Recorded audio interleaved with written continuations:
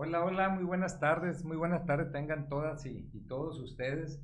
Espero que estén bien, espero que estén disfrutando todavía las vacaciones.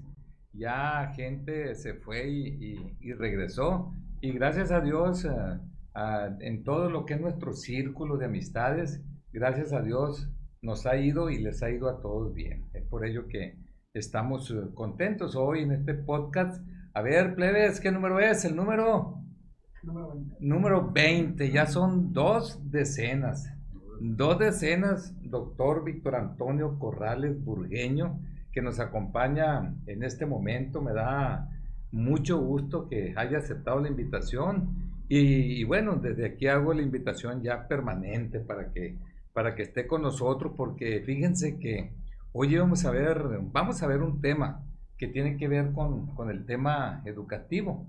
Y el doctor Víctor Antonio Corrales Burgueño, él pues trabajó con alrededor de 37, 38 años en la Universidad Autónoma de Sinaloa. Él ya recién se jubiló, pero él sigue activo. Él es evaluador no nacional, evaluador internacional de instituciones de educación superior, sobre todo, y durante muchos años estuvo en el Sistema Nacional de Investigadores, y la verdad que él es un experto. Él tiene un doctorado en educación y hoy vamos a ver un tema un rato más que tiene que ver con la educación aquí en México, y por ello surgió la idea: ¿por qué no me acompañas al podcast? Le dije, y a lo mejor te gusta y ya te queda de manera permanente. Así que doctor, muchas gracias, No, muchas gracias. gracias por estar aquí con nosotros y compartir pues este podcast número 20. Muchísimas gracias por la invitación, maestro. Le agradezco que me dé la oportunidad de interactuar también aquí con su público y sobre todo temas tan importantes de interés como los que usted aborda en educación, en salud, en economía, con todos los temas que digamos que tienen que ver con el interés social de nuestra comunidad, sobre todo aquí en el ámbito sinaloense. Y felicitarle pues por este proyecto que de alguna manera ha permitido informar con datos, informar con mucha veracidad a nuestro pueblo, que por cierto hay pocos espacios desde donde hacerlo, y creo que uno de ellos es y se hace muy bien. Por eso muchas felicidades y agradezco también pues la oportunidad de estar en esta mesa. No, gracias, al contrario, muchas gracias. Y bueno, el tema que quedó pendiente la vez pasada tiene que ver con el área de la salud. Ya enseguida vamos a entrarle a lo que es el tema educativo. Pero antes de iniciar con esto, con algunos datos, queremos felicitar, fíjate, doctor Corrales, que el día de ayer o de antier, que me llegó la información de la Universidad Autónoma de Sinaloa, de lo que es la Escuela de Medicina, como por primera vez, ¿no?, la Escuela de Medicina adquiere una certificación internacional y por cuarta ocasión tiene la acreditación a nivel nacional. Y muchas felicidades a toda la comunidad. Sí, felicidades de veras, pero bueno, tú eres copartícipe de esto, doctor, porque pues fue rector. Que me sucedió a mí en ese tiempo fue el doctor Víctor Antonio Corrales Burgueño, y nunca se me va a olvidar que esa primera acreditación fue por allá cuando iba iniciando lo que es la rectoría en el 2005, en donde me comentaban que ya había habido un intento por certificar la Escuela de Medicina y que no se había logrado, y que se iba a hacer un segundo intento, y que si no se lograba, se iban a perder los campos clínicos. Recuerdo muy preocupado el doctor Jesús Madueña Molina, que era el director de esa escuela en ese entonces. Pues les dije, le vamos a echar toda la carne al asador y vamos a ver qué resulta. Se logró la primera certificación de la Escuela de Medicina, y esa escuela hoy la quieren mucho los sinaloenses. La verdad es que los egresados de la Escuela de Medicina están realizando un excelente papel tanto en lo que son los internados, en lo que es el servicio social y a la hora de presentar los exámenes de residencia, el porcentaje que aprueba es muy alto. Y esto se debe a la calidad educativa que existe en esa unidad académica. Fíjese que la hoy facultad de medicina, que yo recuerde, tiene éxito desde su primer generación, desde la primera generación de egresados del programa de medicina, tuvo un impacto no solamente aquí local, sino nacional.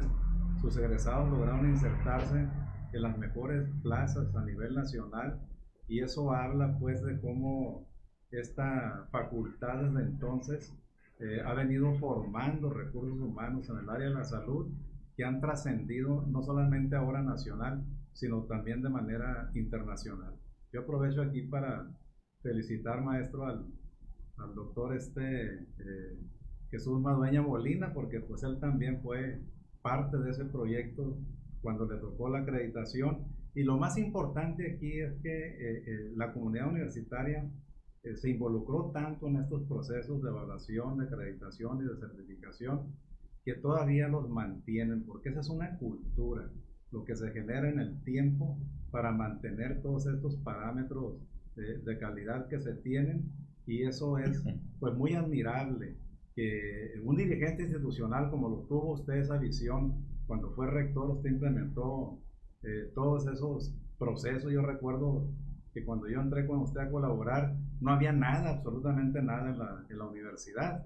Y se empezó a trabajar para incrementar estos indicadores. Y esos modelos de evaluación, pues claro, tenemos observaciones, muchas observaciones que no nos terminan por convencer, pero sin embargo son las reglas las que en este país se han implementado para poder hablar sobre la calidad y la excelencia de las instituciones educativas. Y la UAS es una de las instituciones por excelencia aquí en nuestro país. Por eso hay que seguirle apostando a la evaluación. Quizás, maestro, me estoy adelantando un poco, pero estoy pensando que en el otro tema que tratemos, se está dejando de lado precisamente esta política que ha beneficiado mucho al sistema educativo nacional a través de sus procesos de evaluación, de acreditación y de certificación.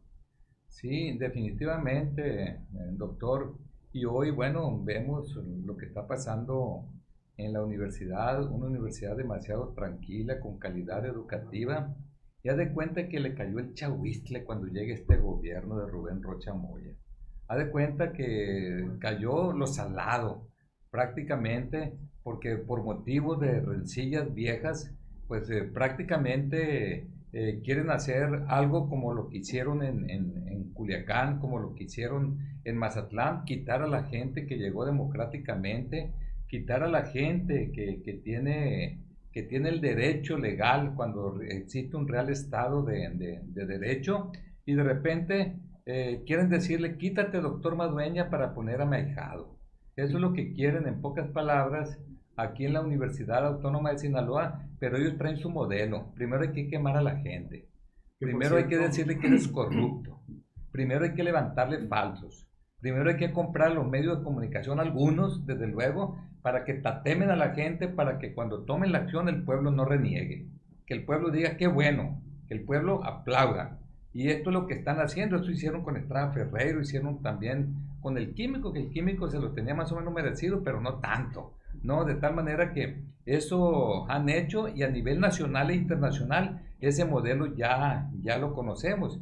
Y en este momento quieren tatemar a la universidad, cuando la UAS está dando un servicio maravilloso, maravilloso a lo que tiene que ver la comunidad sinaloense. De tal manera que yo me siento orgulloso. Fíjate, doctor, tú hiciste lo propio, nosotros hicimos lo propio. Yo ayer estaba recordando al ingeniero Franco, que en su momento, a su manera, fue un maravilloso rector. Franco, valga la redundancia, con su apellido, sincero, no queriendo realmente a la universidad, en donde mantuvo la estabilidad y logró que sobreviviera. Tú recordarás que nosotros hicimos grandes cosas para que no se perdiera la jubilación dinámica en la universidad, donde sacamos la bandera primero muertos que ceder para que nos quiten la jubilación dinámica. Fue una lucha tremenda la que tuvimos, que vamos a tener nosotros, ya vi, vamos a tener nosotros un programa especial para eso, para comentar. Yo quiero felicitarte, doctor, por todo lo que has dado a esta noble institución, porque estuviste más de 37 años. Más de 37 años. El doctor Rocha estuvo 25 años exactos, se jubiló y se fue, no dieron un día más, ¿no? El propio diputado Ambrosio Chávez, 25 años nomás, no dio más, ¿no? Y así podemos nosotros comentar. Feliciano Castro a los 25 ya no dio más. Y así una serie de gente. La otra vez estaba yo con el señor Palacios en un programa donde yo le preguntaba, ¿cuántos años tiene que te jubilar? No, pues se jubiló a los puros 25 años, pero tienen cobrando la jubilación 29 años, ¿no? ¿Y cuánto ponen para la segunda jubilación? Nada. Pues por eso no alcanza, pues. Pero no se trata de quitar la jubilación, se trata de traer el cariño de esta noble institución aquí, en el pecho, y precisamente tratar de que sea viable, pero sobre todo que haya calidad educativa. ¿Cómo olvidar aquel programa? Yo siempre le voy a dar su mérito al doctor Corrales, porque él fue el que impulsó el programa de doctores jóvenes.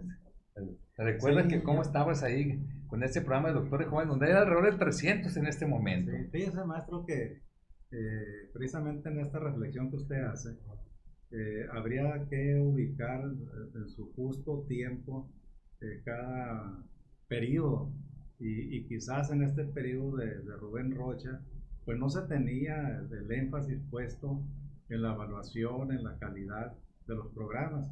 Y bueno, eso cada quien aportó lo que en su momento pudo hacer y de acuerdo a las condiciones que se tenían.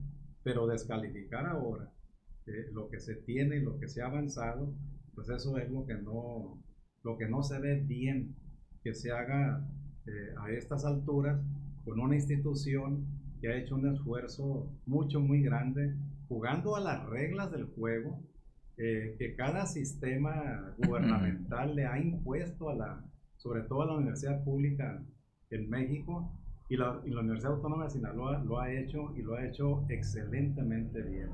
Y yo creo que eso es lo que vale. Lo que no vale ahora es, por ejemplo, este gobierno no tiene una política clara de evaluación, de acreditación y de certificación. Eso hay que decirlo. Está muy confuso, muy difusa toda esa política. Y aquí en la Universidad Autónoma de Sinaloa yo he visto con agrado cómo se asentó una cultura de la evaluación en donde las comunidades universitarias siguen trabajando para mejorar sus condiciones de operación en cada uno de sus programas educativos. Y por cierto, yo quiero aprovechar este momento también para decir desde aquí que en el sistema de democracia que se tiene en la universidad, nosotros dignamente también la representamos como rectores. En mi caso, yo fui un rector electo bajo un procedimiento que establece la ley orgánica, y tuve el respaldo de la comunidad universitaria.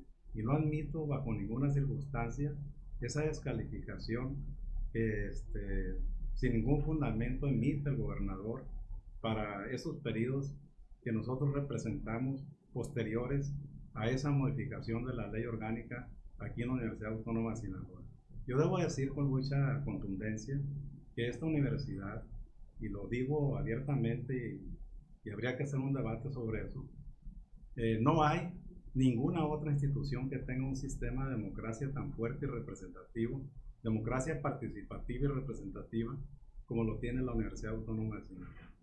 Yo me siento muy orgulloso de lo que aportamos, de lo que hicimos en la universidad, y yo creo que eso es lo que hoy ha hecho crecer a esa institución. Una visión que se cimentó, maestro, usted debe recordarlo, desde el 2005 en aquel proyecto de Plan Buelna de desarrollo institucional, que se proyectó con una visión, con un horizonte al menos de 12 años, porque los procesos de reforma universitaria no tienen un significado tangible, con resultados palpables, no es hasta esos horizontes. Entonces, lo hemos visto con agrado ahora cómo eso se ha mantenido en el tiempo, se han innovado en cada uno de los periodos rectorales, y eso es lo que ha hecho que esta institución pueda seguir escalando en todo su prestigio, no solamente social, académico, sino que ha trascendido las fronteras para ser reconocida también en el ámbito internacional. Una comunidad académica muy fortalecida, y eso habla muy bien de nuestra institución. Discúlpenme que me haya extendido en esta parte, pero sí quise yo aprovechar a lo mejor el programa para poder decir esto que una vez escuché en una declaración que hizo el actual gobernador. Sí, fíjate, doctor, el día que los universitarios, que los alumnos sepan todo lo que, la historia de la universidad, cómo en muchas ocasiones los profesionistas egresaban sin los conocimientos necesarios para insertarse con éxito en el mundo laboral. Y una vez que llegaban, topaban con pared prácticamente. De tal manera que en el pasado existen muchos anuncios clasificados en los medios de comunicación, sobre todo en los periódicos, donde dice: se solicita químico que no sea de la UAS, se solicita contador público que no sea de la UAS. ¿Por qué? Bueno, pues porque ellos llegaban a la conclusión, los empresarios, en que no estaban preparados a esa conclusión, de tal manera que había un divorcio muy grande entre los sectores social y productivo, porque había 2, 3 huelgas al año, mucho paro de labores.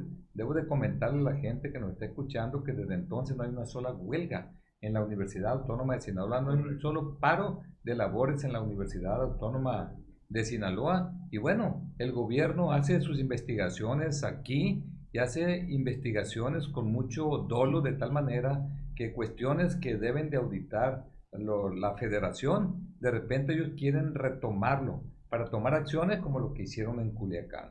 De tal manera que esto desde luego pues no es fácil en una institución de educación superior, pero yo celebro todo lo que se dio en ese tiempo. Recordarás que una vez platicamos tú y yo y que dijimos: oye, no hay investigación aquí en la Universidad Autónoma de Sinaloa, no se le invierte en nada, y aquí las actividades sustantivas es la docencia, tiene que ver con la vinculación con los sectores, pero también la investigación, la generación de nuevos conocimientos, la innovación, el desarrollo tecnológico.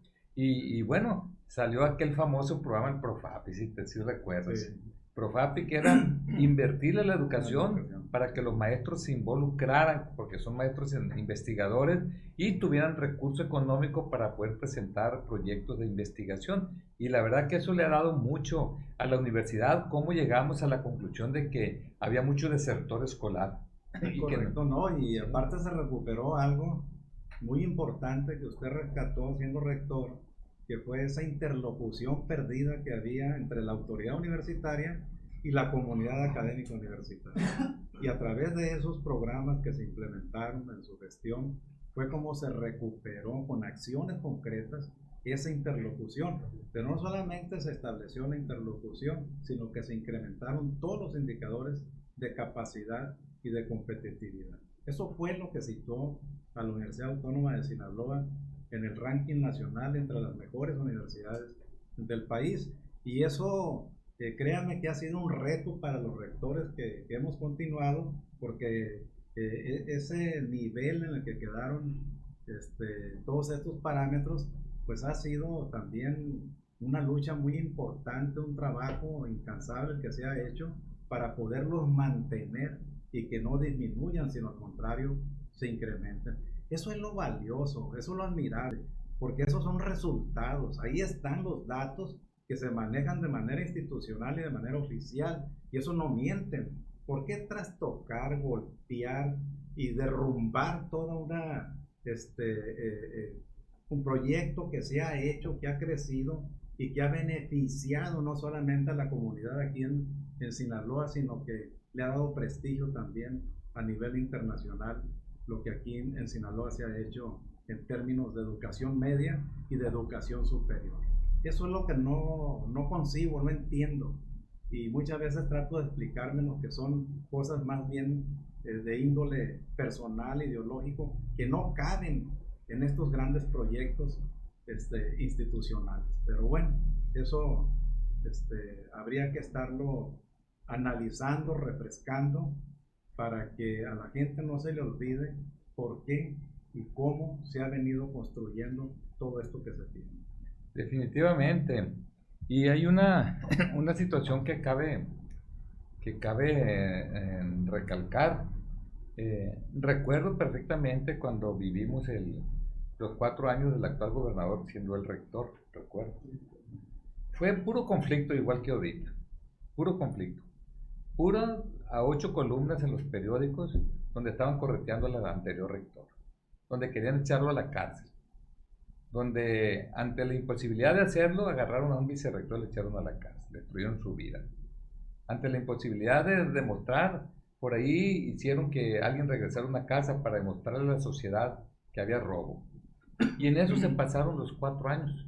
Afortunadamente en ese tiempo, bueno, estaba un deportista, Gómez Bonarres, que echó a andar para que se construyera el polideportivo y se construyera, me acuerdo, no recuerdo si era la alberca universitaria también. Y posteriormente llegó un rector que le dio más de 30 años de vida a la Universidad de Servicio Permanente, el doctor Guevara Reinaga, que la verdad construyó la torre académica, que fue un muy buen rector. A mí ya me tocó ser parte. Fue cuando por primera vez fui parte de una administración central universitaria. Entonces, en ese tiempo, cuando terminan los 4 años del actual gobernador, recuerdo que repartieron casi 400 clases de tiempo completo el último día.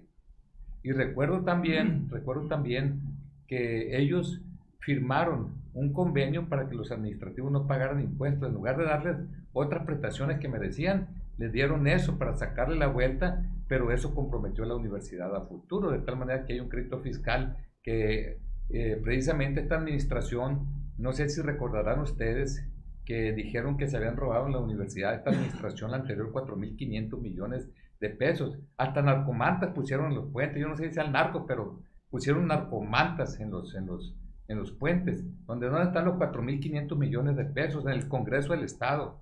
La gente que aparentemente son universitarios dijeron y culparon a la universidad. La culparon durante varios meses, hasta que se le dijo de manera muy clara que ese dinero no existía, que era virtual, que había habido un irresponsable en el pasado que había firmado eso, y que es el actual gobernador, y que comprometió a la universidad a futuro, y que eso, a raíz de que supieron eso, ya nadie dijo nada, pero nadie le pidió disculpa a la institución. Nomás calumniaron, nomás difamaron, nomás hicieron quedar mal a la universidad ante la sociedad, precisamente para pegarle el golpe letal. Y en ese tenor, bueno, yo creo que son cosas de la historia, donde uno puede entender lo que pasó, pero cuando en el presente tienen acciones negativas, uno dice, era malo en aquel tiempo y es malo en la actualidad, y es naturaleza. Entonces, eso es lo que ha sucedido, pero bueno, nosotros empezamos todo esto nomás por la felicitación, ¿no? Y porque yo quería entrar a lo que tiene que ver el tema de la salud, pero ¿sabes qué?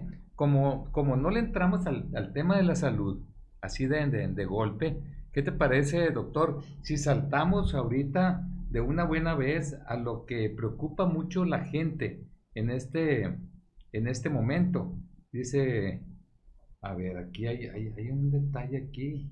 Alguien nos dice, bueno, no, lo que estamos ahorita con los libros de texto, hay que ver esto de los libros de texto, porque hay inconformidad de parte de la sociedad, y habría que ver qué es lo correcto. Yo hice un resumen, me puse a estudiar un poco. Ayer leí a Juan Alfonso Mejía, que la verdad no tiene desperdicio su columna, muy buena columna, la reflexión que él hace. Él fue secretario de Educación Pública, por ni modo que no sepa, pero además es un académico, y fíjate que es universitario, es investigador. Bueno, gente como esa. Lo conocemos, sí. Usted y yo. Bueno, yo lo conocí por usted allá en la Ciudad de México, cuando andábamos haciendo gestiones en la Secretaría de Educación Pública. Fíjate que yo lo conocí con Alonso Lucambio, una ¿te acuerdas? cosa, antes de que usted brinque para allá, yo quiero comentar algo que en realidad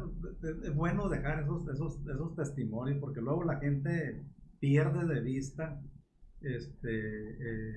toda esta narrativa que hay de lo que se ha venido dando para llegar a tener pues lo que hoy se tiene, y muchas veces la gente por desconocimiento pues descalifica por descalificar nada más, ¿no? Yo escuché la otra vez el programa que usted tuvo ahí con Tomás Saucedo, donde estaba invitado el maestro Jaime Palacios, y realmente pues él no conoce esa parte de toda la lucha que se hizo por ir gestionando recursos e ir incrementando el subsidio universitario a la parte irreductible del subsidio. Pues yo fui testigo de eso, o sea, nosotros gestionamos juntos ese recurso, pero el recurso era para lograr equilibrar el monto que correspondía al pago de las jubilaciones.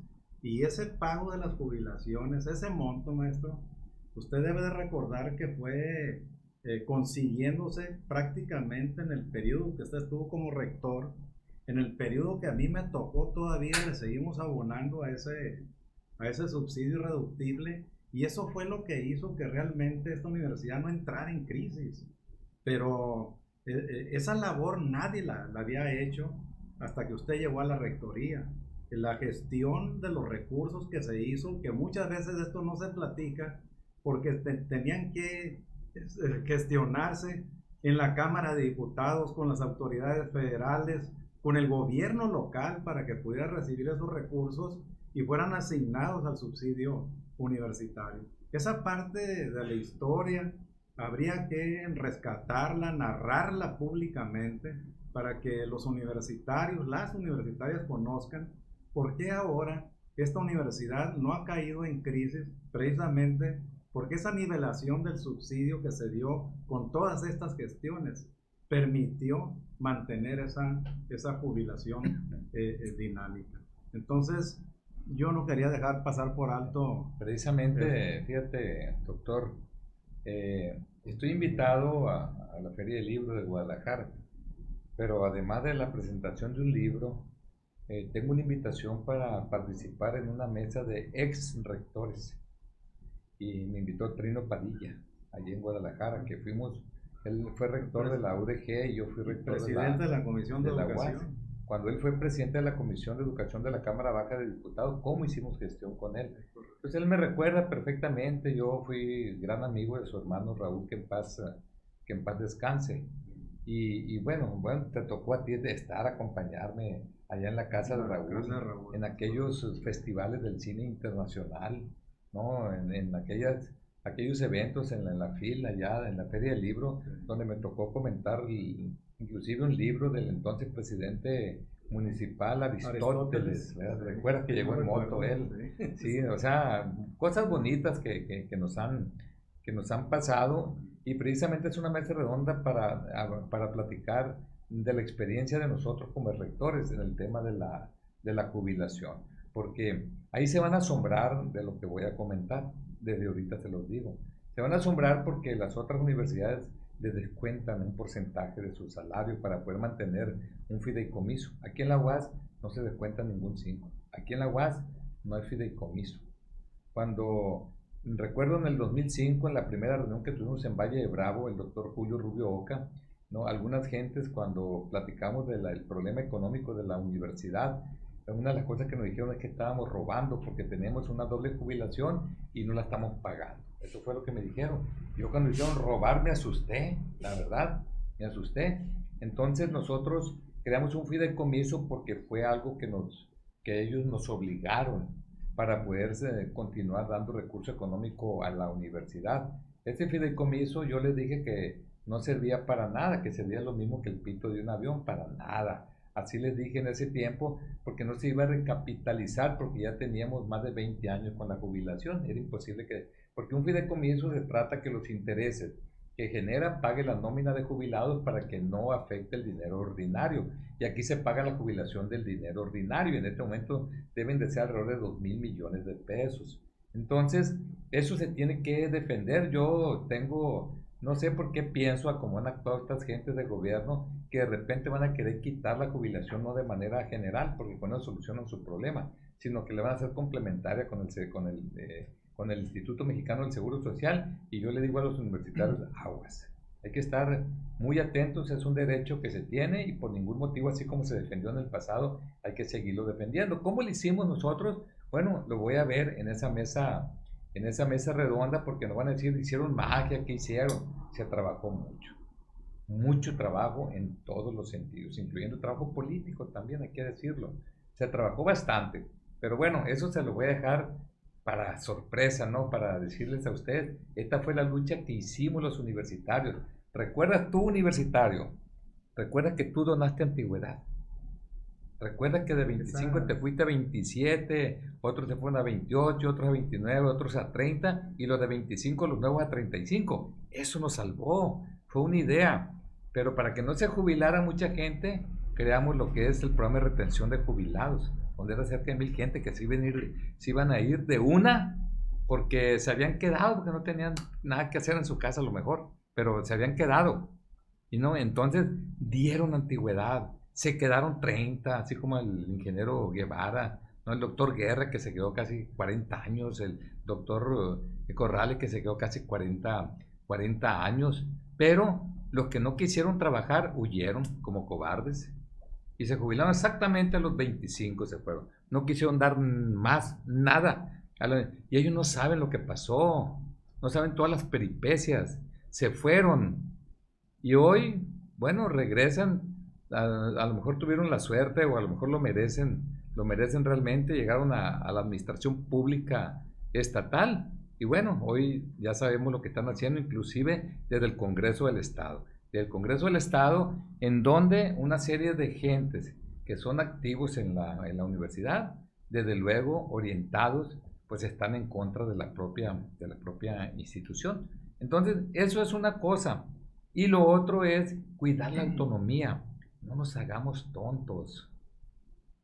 El problema que existe en este momento en esta institución es que quieren quitar al doctor Madueña y poner a alguien de ellos. Es todo lo que se quiere en este momento. Y todo surge porque se viola flagrantemente la autonomía a la hora de armonizar la ley general de educación superior con la ley estatal de educación superior, donde se viola la autonomía y quieren dejar a la universidad como una dependencia de CEPIC para que al rato no se paguen los salarios simple y llanamente. Entonces se pierde todo, por eso aguas, hay que estar muy atentos. Pero bueno, volvamos al tema y voy a, con esto lo que nos trae con respecto a lo que tiene que ver el tema educativo, los libros de texto. Yo voy a hacer un resumen rápido, doctor, si me permites, ya te dejo la palabra porque aquí el que sabe eres tú. No, la Ley General de Educación, ¿no? de la Ley General de Educación dice que el Estado está obligado a prestar servicios educativos y también los libros de texto gratuitos en lo que es el nivel básico, ¿no? Eso lo dice claramente. Dice aquí, dichos libros de texto gratuito deben cumplir con los planes y programas de estudio, cosa que no se tiene. Hay problemas. Dice, en su elaboración deberán participar diversos sectores sociales involucrados en la educación de las niñas y los niños. ¿Qué es lo que no se dio? Hay que cumplir, hay que vivir en un real estado de derecho. Dice, la SEP no ha dado a conocer los programas de estudio. La Unión de Padres de Familia interpuso un amparo allá en la Ciudad de México. El juez ordenó no distribuirlos mientras no se demuestre que se elaboraron de acuerdo a la Ley General de Educación. Ese es el meollo del asunto que existe. Y tú no puedes consultar si realmente ellos lo hicieron bien, porque todos los datos y todas las reuniones las reservaron durante 5 años para que nadie la consulte. Es decir, en la mera opacidad. Dice, los libros de texto gratuitos, ¿no? Dice, hacen apología, es lo que dicen, apología a la pobreza y satanizan la riqueza, donde empresarios y clases acomodadas son conservadores, explotadores y traidores a la patria, ¿no? Mientras que las clases proletarias, los desempleados, los discapacitados y los excluidos representan la parte buena y justa de la sociedad. Yo creo que aquí todos somos iguales, todos somos iguales. Y si algo hay que hacer es tratar de emprender, generar empleos, que haya desarrollo económico. Pero para que esto se dé hay que preparar a las y los jóvenes. Y no hay como el estudio. Por eso siempre decimos que la mejor vacuna, el mejor antídoto contra la pobreza, contra la desigualdad social, contra la pobreza, es estudiar, definitivamente. Y esto, en este momento, tenemos problemas serios en el país. De cada 100 niños que entran a primaria están terminando una carrera profesional 26. O si no entren, ingresen a la página de la Secretaría de Educación Pública y vean el último tránsito escolar donde en 2004, 2005 ingresaron un poco más de 14, son 14.6 millones de niñas y niños a primer año de primaria. 17 años después con los ajustes que se hace, o sea, el 2021, esa generación que egresa, únicamente 4 millones recibieron un título profesional y más de 10 se quedaron en el camino. Es una infamia. No está bien el sistema educativo mexicano. Yo creo que eso sigue siendo un gran reto, maestro, y esta reflexión que usted hacía ahorita con todos estos datos y comentarios que hace, yo veo que desde el 2019 con la reforma, desde ahí, no ha habido como una estrategia que permita ir consolidando toda esta parte del sistema educativo, en donde definitivamente el involucramiento de todos los actores debe de darse para no solamente definir los programas, los planes, los contenidos, sino también el tener consenso sobre un modelo de educación y de formación en este país. Siento que todavía falta mucho trabajar la parte de la habilitación docente para poder abordar pues toda esta perspectiva de contenidos que, al margen de las observaciones que se hagan ideológicas, didácticas, pedagógicas, debe de generar un consenso social. Y esa parte es la que está ausente, es la parte que no se ha podido problematizar y debatir con suficiencia para poder llegar a la conclusión y decir que esta propuesta que se tiene hoy en México es la más adecuada para formar las futuras generaciones. ¿De qué nos hemos dado cuenta? Y eso lo hemos visto durante muchos años en los estudios que los organismos internacionales han venido haciendo, como por ejemplo la OCDE, en todos estos programas que se han tenido de identificación sobre el rendimiento de esta formación, sobre el impacto que esta formación tiene en los diferentes países, al menos de lo que conforman todo este conglomerado de la OCDE. Y ahí nos damos cuenta en las pruebas PISA, pues usted las ha comentado muchísimo, la falta de habilidades que hay en estas áreas básicas de las matemáticas, del lenguaje, de la escritura, y que son todavía retos importantes que tienen que subsanarse en estos primeros años de la formación. Hay que decirlo, y hay que decirlo de manera muy cruda, no tenemos nosotros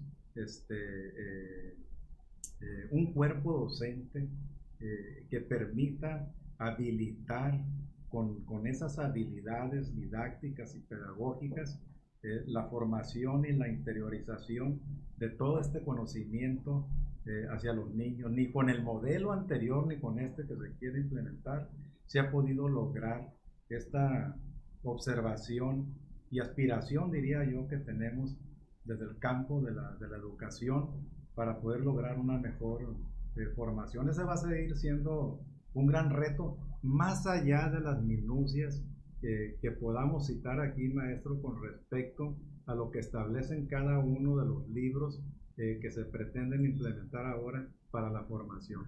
Aquí el reto es qué perfil de docente tenemos que garantice que esa educación realmente va a propiciar un aprendizaje significativo en la formación de las futuras generaciones. Ese es para mí la parte nodal, y hasta ahorita no hay respuestas para eso. Lo que se ha hecho hasta ahorita es con el desconocimiento total y con y también con la irresponsabilidad de asumir una postura de descalificar por descalificar, y de implementar un modelo en donde no se tiene pleno conocimiento sobre él. Yo creo que aquí es necesario de nuevo abrir el debate, abrir los espacios de reflexión para que, despojados de toda ideología y prejuicios, veamos qué es lo más conveniente para la formación de nuestras hijas y de nuestros hijos. Ese es el gran reto, no solamente descalificar por descalificar. Tenemos la enseñanza de otros países, tenemos ya todas estas diagnósticos que se tienen a nivel mundial y particularmente en el caso mexicano, y yo creo que eso es suficiente para que todos estos actores que están involucrados en el ámbito educativo puedan construir algo que nos permita a nosotros tener ese impacto en la formación de nuestras futuras generaciones. Yo he escuchado, usted ha dado datos muy importantes en relación con esto, cómo se está desperdiciando un bono demográfico aquí en México, cuando nosotros tenemos una población en un rango de edad joven con respecto a muchos países del mundo, y se está desperdiciando desafortunadamente todo ese bono demográfico, pero también estamos desperdiciando la posibilidad de alcanzar un nivel de desarrollo y de innovación de gran impacto en nuestro país cuando tenemos esas condiciones para generarlo. Yo creo que esos son los aspectos de reflexión, los temas en los que deberíamos de estar inmersos, comentando y generando condiciones para que esto pueda avanzar. Un dato más que yo quiero citar es en la pirámide educativa, cuando nos vamos hasta el nivel del posgrado, la matrícula de estudiantes de posgrado sigue siendo muy baja, y es ahí en donde los países le apuestan a la innovación a partir de la formación más especializada de esos recursos humanos. O sea, que estamos muy distantes todavía de alcanzar esas condiciones. Y hoy que vemos todos estos riesgos que implica desde la formación temprana el que no se tengan las decisiones bien tomadas, pues entonces eso obliga a hacer un alto, un paréntesis, para ver si esto realmente es pertinente o no lo es académicamente. Ahí está muy claro todo lo que comenta el doctor Corrales. Si nosotros queremos que haya muchos deportistas de alto rendimiento, hay que prepararlos desde niños, doctor. Desde niños. Es lo mismo en el tema educativo, hombre. Es exactamente lo mismo. Si hay problemas de calidad educativa en ese nivel, desde luego que esto se va a manifestar arriba una vez que lleguemos al nivel superior, que abarca tanto la licenciatura como el posgrado, ¿no? Entonces, eso es lo que está pasando, y la Ley General de Educación, lo decíamos hace un rato, claramente dice que se debe de consultar. Y si consultaron, es cierto que se consultó, como lo dijo Juan Alfonso, hay que enseñar la evidencia de que esto es, y bueno, se acabó la situación. Yo todavía, por ahí dicen que es malo ser conservador. Yo soy conservador, soy romántico en muchas cosas. Yo quisiera que mi nieto no pasara por algunas situaciones. Yo, en lo personal, lo digo, a lo mejor me van a criticar, pero me importa un comino que lo hagan. Yo siempre lo que pienso lo digo, ¿no? Y en ese tenor lo puedo comentar. Yo quiero, para mis nietos, para mis hijos, ya está todo definido, ¿no? Bueno, uno dice eso, pues ni uno, ¿verdad? Pero lo que pasa es que eso es, y lo que dice el doctor, ese bono poblacional que tenemos los mexicanos, ya lo quisieran los japoneses. Nosotros tenemos un promedio de edad aquí en México, si sumamos a los casi 130 millones de habitantes y lo dividimos entre todos los años que acumulan, damos alrededor de 29.3 años. Eso es lo que damos, doctor. Estamos plebes, estamos jóvenes, tenemos energía, tenemos punch, ¿no? Tenemos mucho que dar, pero el problema es lo que decíamos en aquel tiempo, cuando teníamos 26 años de promedio de edad, decíamos, pero estamos echando a la basura ese bono poblacional. ¿Por qué? Porque no lo estamos preparando. ¿Por qué no lo estamos preparando? Va a decir, ¿cómo se autoflagela? No, señores, es una realidad. Cuando nosotros decimos que de cada 100 niños que entran a primaria terminan 21 carrera profesional, con eso tienen, hombre. ¿Para qué nos hacemos bolas? Y esa es la realidad de lo que está pasando en el sistema educativo mexicano. Si fallamos abajo, no va a haber innovación, no va a haber desarrollo tecnológico, no va a haber investigadores. Nada más para que tengan una idea, a ver si los convenzo con esto. En la cuestión de investigadores por millón de habitantes, Corea del Sur, si no me equivoco, debe de andar ahorita en alrededor de 50, 60 millones de habitantes. No, ellos por investigadores por millón, ellos tienen 7,980. Alemania, 5,211. Japón, 5,331. Nos vamos a Francia, 4,715. Bueno, nos vamos a Brasil, un país latinoamericano, 887. México, 300 por millón. Y aquí no se trata de que sea un país más grande que otro, es por millón de habitantes. Entonces aquí está la proporción 300 contra Corea del Sur, 7,980. Acuérdense ustedes el milagro de Corea del Sur porque le apostaron a la educación, ¿no? Hace 30 años, 40 años. Ellos estaban atrasadísimos. Le apostaron a la educación, a la ciencia, a la tecnología, y hoy pues son un país la verdad, desarrollado. Entonces esto es con respecto al número de investigadores, pero hay algo aquí, las patentes a nivel internacional. Ese es un indicador fundamental. Yo recuerdo que esto le doy seguimiento hace 30 años, y siempre, primer lugar Estados Unidos, primer lugar Estados Unidos, primer lugar Estados Unidos. Pero de repente hace 3 años, ¡pum!, China le ganó a Estados Unidos. En el número de patentes presentadas a nivel internacional, China tiene 68,720. Estados Unidos tiene 59,230 patentes. Japón 50,520. Corea del Sur 20,000. Alemania un poco más de 18,000. Francia casi 8,000.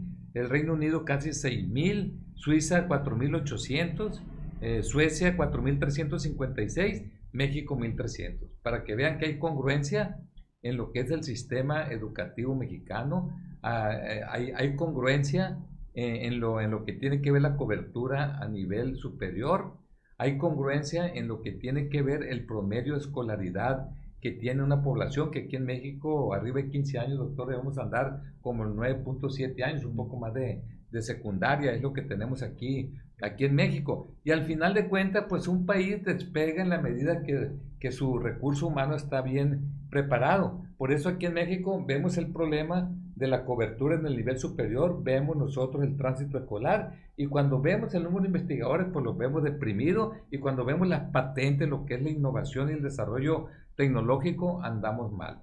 Entonces, ahorita andamos peleando por los libros de texto. No, los libros de texto deben de ser un ejemplo, y lógicamente que hay que consultar a donde está la primera escuela que tienen nuestras niñas y nuestros niños. ¿Cuál es la primera escuela? La casa. No, pero no se trata casa con S, no que nos casen a nosotros, que vengan a casarnos, pum, pum, pum. No. Entonces, en la medida que nosotros arreglemos esto, en esa medida no va a haber culiacanazos. No va a haber lo que hay en este momento en Sinaloa del Leiva. Eso lo queremos evitar. La gente va a estar consciente. La gente no va a ser engañada. Quisieran que la gente fuera analfabeta para que esto que hay aquí en Sinaloa, en donde quieren generar una percepción de que no hay violencia, de que todo está bien, por favor, nada está bien. de que no nos demos cuenta de que no hay un proyecto de desarrollo de Sinaloa a mediano y largo plazo con visión de Estado. Claro que nos damos cuenta, pero mucha gente no se da cuenta. Entonces, eso es lo que nosotros tenemos. Yo no sé si haya preguntas para el doctor, para mí no, para el doctor. Para el doctor no sé si haya algunas preguntas ahí de la gente. La verdad es que yo no, ni siquiera he revisado el WhatsApp, lo voy a revisar, porque siempre digo, me pueden escribir, ¿no? Pero no le pasaron mi número, es que traigo el otro número, ¿no? Entonces, aquí vemos, ¿no? A la 1, ok. No sé si hay alguna, doctor, pues alguna, ya se nos acabó el tiempo. Sí, alguna reflexión, última reflexión de parte y agradeciendo desde luego esta gran participación en el tema educativo. No, al contrario, el agradecido soy yo, maestro, por la invitación. Pues una sugerencia que yo le hago es que se continúe con estos temas. Hay muchas cosas todavía que comentar en todo lo que aquí hemos visto en la mesa el día de hoy, porque la ansiedad que queda es que no se agota con suficiencia pues todos los temas que agarramos, que todos son interesantes y que además pues habría que darle continuidad. Muchas gracias a quienes nos ven y sobre todo, bueno, pues a usted por la invitación que tuve y bueno, pues aproveché yo en esta ocasión, maestro, para, como no tengo yo oportunidad de hacerlo por otros medios, pues dije yo, bueno, voy a aprovechar para mandar este mensaje de que pues yo me siento plenamente orgulloso, satisfecho de lo que hicimos ahí en la Universidad Autónoma de Sinaloa y siempre me sentí un representante digno de la comunidad universitaria. Rendí cuentas como rector y hice lo que pude aportar y lo hice en función de una visión de equipo, de una visión de trabajo con una comunidad comprometida y bueno, pues los resultados están ahí cuando se ven, como usted lo dijo hace un momento, con una visión que trasciende más allá de un periodo rectoral o de un periodo gubernamental.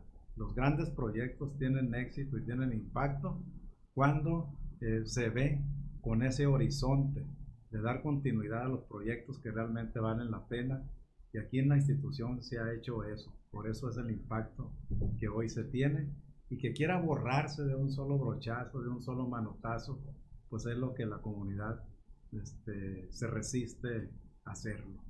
Pues muchas gracias de nuevo y muy buenas tardes a todas y a todos. Pues gracias, doctor, de nueva cuenta. Hay que recordar que la mejor vacuna, el mejor antídoto que existe contra la violencia es la educación. Por eso el pueblo es sabio y el pueblo siempre, tú padre de familia, tú abuelo, ¿a poco cuando tuviste tu bebé, tu niño, no soñaste en ese tiempo que iba a tener una edad determinada para que entrara preescolar, para que entrara primaria, secundaria, prepa, y de repente teníamos sueños húmedos en la noche donde estábamos extasiados?